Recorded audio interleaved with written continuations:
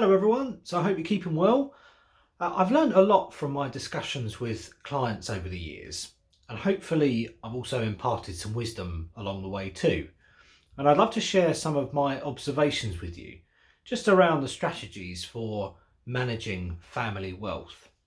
So quite often in my experience, families fall into one or two camps, either those who are growing their wealth or those who are preserving it.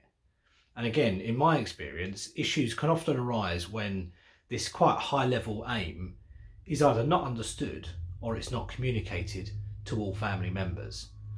Now, it's pretty well documented that every investor, whether that be a family unit or indeed an individual, should have a strategy for how they manage their money, their wealth. But what does that actually mean in practice?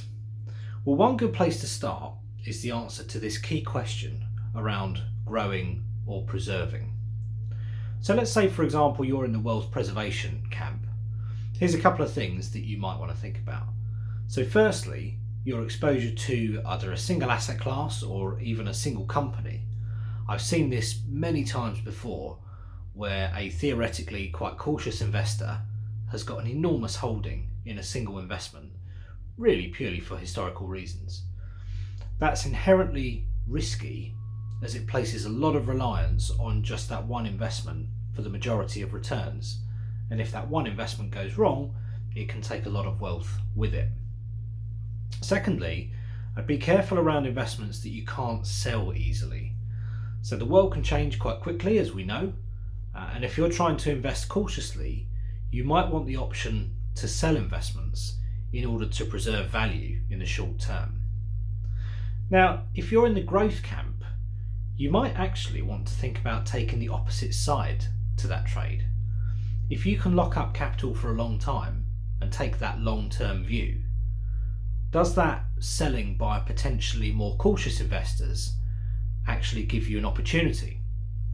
Another consideration might be your view of what the world could look like in, let's say, 20 or 30 years' time.